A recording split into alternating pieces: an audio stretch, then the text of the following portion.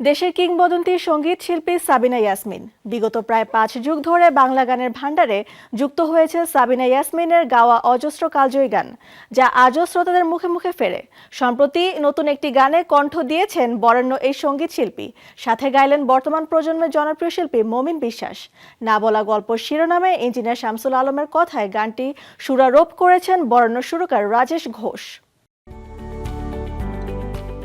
এখনো stage show ও নতুন গানে সরব সাবিনা ইয়াসমিন, তবে কাজ করেন খুব বেছে বেছেই। সেই ধারাবাহিকতায় নতুন একটি গানে কণ্ঠ দিয়েছেন তিনি। গানের শিরোনাম না বলা গল্প। গানটিতে তার সঙ্গে সহশিল্পী হিসাবে কণ্ঠ দিয়েছেন সময়ের মেধাবী গায়ক মমিন বিশ্বাস। এ নিয়ে সাবিনা ইয়াসমিনের সঙ্গে ষষ্ঠবারের মতো কোনো গানে কণ্ঠ দিয়েছেন তিনি। এই গানটা আমার খুব ভালো লেগেছে, খুবই ভালো লেগেছে। সুর এবং কথার মিলন বা মিশ্রণ যেটাই বলি, এত সুন্দর যে আমি এটা শুনেই ভাবলাম যে না, এই গানটা আমার গাইতেই হবে। আশা করি আমি যে এটা সবারই খুব ভালো লাগবে, কারণ গানটাতে খুব মেলোডি আছে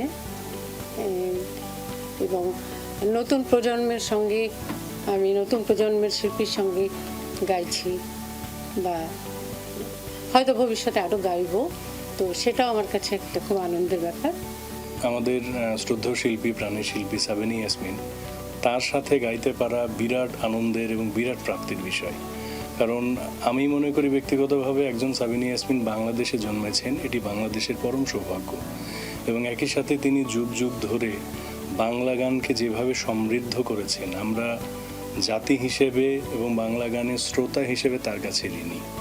এবং এই ঋণ কখনো শোধ হবার মতো নয়। আমরা এই ঋণ শোধ করে কখনো সেই বন্ধন থেকে মুক্ত হতে চাই না, কারণ সাবিনা ইয়াসমিন এই নামটি প্রতিটি বাঙালির প্রাণে বাজে, প্রতিটি বাঙালির অন্তরে বাজে।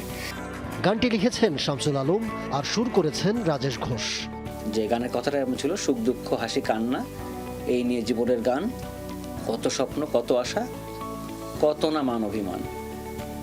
এই যে একটা জীবনের মানুষের গল্প, একটা সারা জীবনের লাইফের একটা ভালোবাসার যে গল্প মানুষের, এই গানটার মধ্যে সেটা পেয়েছি।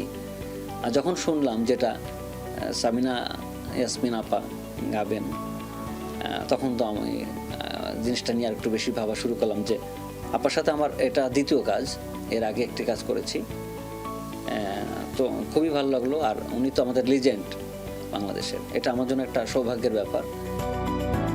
জানা গেছে খুব দ্রুতই মুক্তি পাবে গানটি। Ahmed Tauquir, showbiz tonight.